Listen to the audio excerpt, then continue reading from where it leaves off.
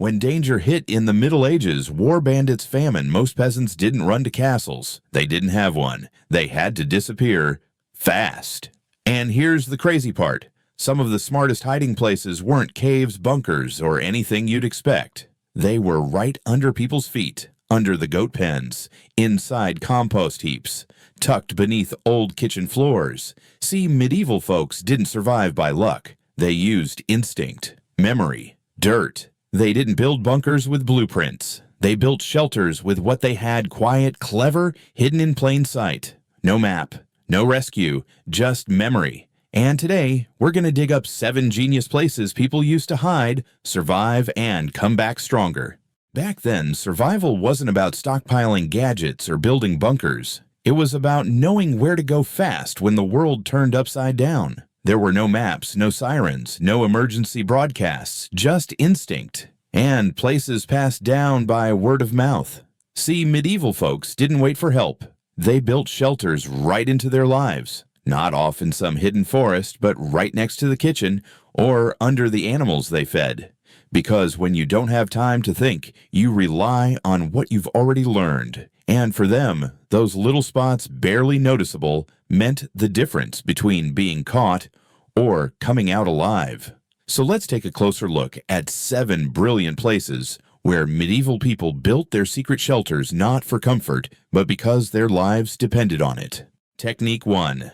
Beneath the livestock shelter. Toma didn't run when the soldiers came. He didn't have time. And even if he did, where would he go? The forest was too far. The caves were already taken. So he turned to the one place no one would bother checking. Under the goats. There was no fancy door, no ladder, just a patch of straw behind the pen. He lifted it, slipped into a shallow pit, barely the size of a bedroll, and pulled the cover back down. Above him, hooves shifted. The goats grunted and snorted. The air was thick, earthy, a little sour, but warm. You see, medieval farmers knew something we've mostly forgotten. Where animals sleep, heat gathers. Underneath the straw, manure, and ash, the ground stayed dry and surprisingly warm. Not because of fire, but because of body heat and compost. It wasn't pleasant, but it was safe, and it worked. In parts of the Pyrenees, archaeologists have found strange hollow spaces tucked beneath old livestock sheds. No tools, no storage, just enough room for a body to lie still. They weren't cellars. They weren't stables. They were hiding spots. The kind passed down quietly, father to son, mother to daughter. Today, we'd never think to crawl under animals to stay warm. We've got heaters, beds, phones to call for help. But what if those things vanish? What if the power cuts the roads, freeze, the world goes dark? What then? Toma didn't survive by luck. He survived because someone long ago taught him where to hide. Not far away, not underground, right under the stink and steam of everyday life. No fire, no rescue, no blueprint, just memory, and a goat that didn't ask questions.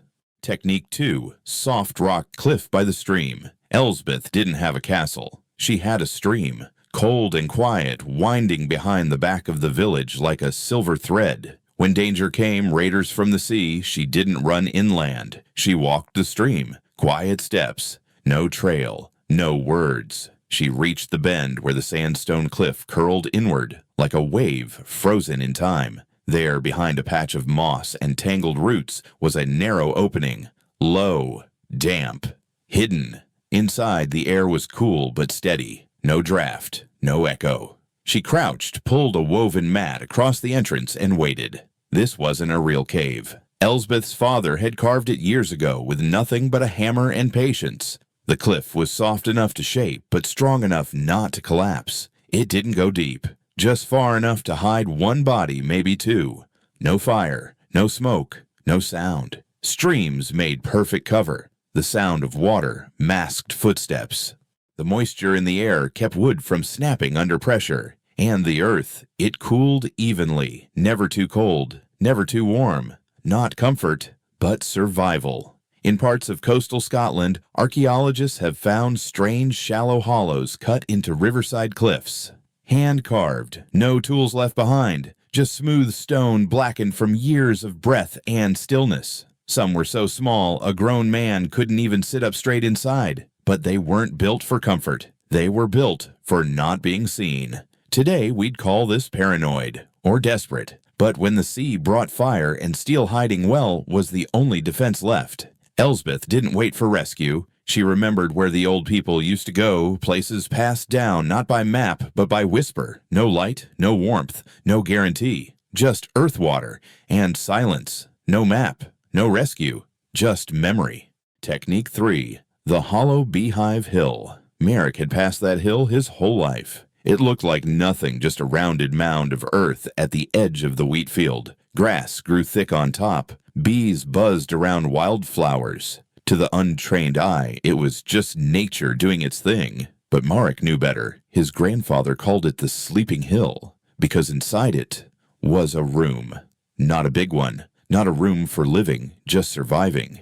Years ago, they dug into that mound from the side, carving out a hollow space in the center. Then they packed the outer walls with straw mud sticks layer by layer until it held its shape like a giant egg. They called it a dry chamber. No smoke, no scent, no echo. And from outside, still just a hill. Nothing to see. The soil they used, loose, soft and fine like powdered chalk, was perfect. Easy to dig, but once packed, it stayed solid. Even in winter, the inside stayed dry and a little warm thanks to the insulation of earth and air. It wasn't a bunker, it was a cocoon. Modern survivalists would call it a passive earth shelter. No concrete, no plastic wrap, just air pockets, dried grass, and walls that breathed. Today, we build underground homes with ventilation systems and fancy panels. But Merrick's people, they made do with dirt gravity and memory. When soldiers raided his village, Merrick didn't shout. He didn't run far. He walked to the edge of the field, brushed past the wildflowers, and vanished. It wasn't magic. It was practice.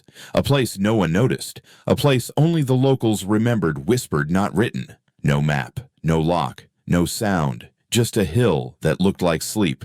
No fire, no heater, no rescue. Just memory.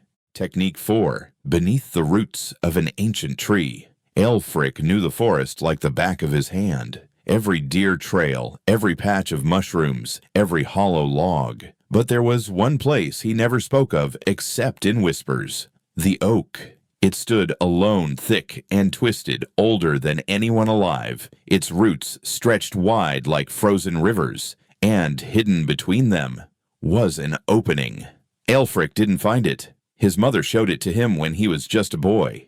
The entrance was low and dark, barely more than a shadow. But once inside, the ground opened into a shallow crawl space framed by living roots. He had cleared it out years ago, dug it by hand, reinforced the ceiling with dry stones and packed soil. The roots above worked like a natural roof, holding everything in place. Even in heavy rain, it stayed dry. Even in frost, it stayed quiet. This kind of hideout didn't show up on maps. No one would think to look under a tree, not unless they were raised in the woods. It was the kind of shelter only memory could lead you to. Today, survivalists talk about root cellars and tree shelters like new ideas. But people like Ælfric were doing it centuries ago with no gear, no blueprint. They used what was already there. They listened to the land. And when trouble came, a fire, a patrol, a hunger they couldn't fight, Ælfric didn't head to town. He went to the oak. He crawled beneath the roots, pulled a brush mat over the entrance, and let the forest close behind him. There was no light, no heat, no comfort, just stillness, bark, and breath. But down there in the dark, he wasn't lost. He was home, because someone taught him where to go when the world no longer felt safe. No fire, no heater, no rescue, just memory. Technique 5. Beneath the stone wall. Jahan built walls, not the kind kings brag about, but the kind that held up barns, animal pens, and mountain trails. Dry stone walls. No mortar, just rock on rock, balanced and tight. And like most stone workers back then, he had secrets. Not about how to build up, but how to disappear beneath. On the edge of the village, Jahan had built a long retaining wall, thick at the base, tapering at the top. But right at one corner where the stones dipped close to the slope, there was a hollow. If you knew where to press, the rocks gave way. Behind them, a narrow space opened up tucked beneath the stone base, half under earth, half inside the wall. Jahan had dug it out himself long before the troubles came. He braced it with old beams, laid flat stones for the floor, and layered the top with ash and straw to keep moisture out. It wasn't big, but it was dry. It didn't echo. It didn't breathe. And from the outside, it looked like every other part of the wall. Stone, it turns out, is one of the best disguises. Modern urban survival guides talk about hiding in plain sight, abandoned sheds,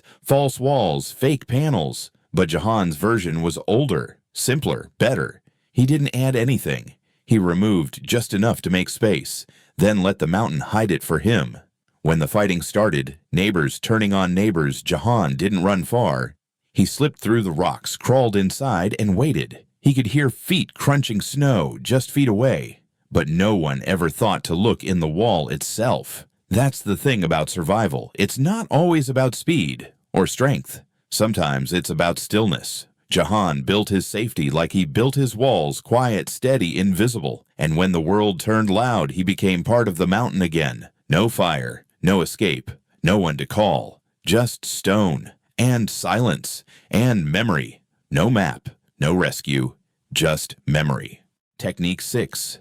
Inside the compost pile. Nobody looked twice at Magdalena's compost heap. It was just a mess of straw scraps, dung, and mud steaming slowly behind the barn like it always had. But hidden underneath that steaming mound was a secret. She didn't build it all at once. Over the years, she shaped the pile, carefully layering straw, animal waste, kitchen scraps, and ash. She dug into the center, carving out a small chamber no bigger than a sitting hen house. Then she lined it with old planks, sealed the seams with clay, and left a narrow crawl hole near the back. To anyone else, it was just a stinky pile of farm waste, but to Magdalena, it was her heater, her shelter, her last resort. Compost isn't just trash, it's energy. When organic matter breaks down, it releases heat, sometimes enough to keep water from freezing in winter.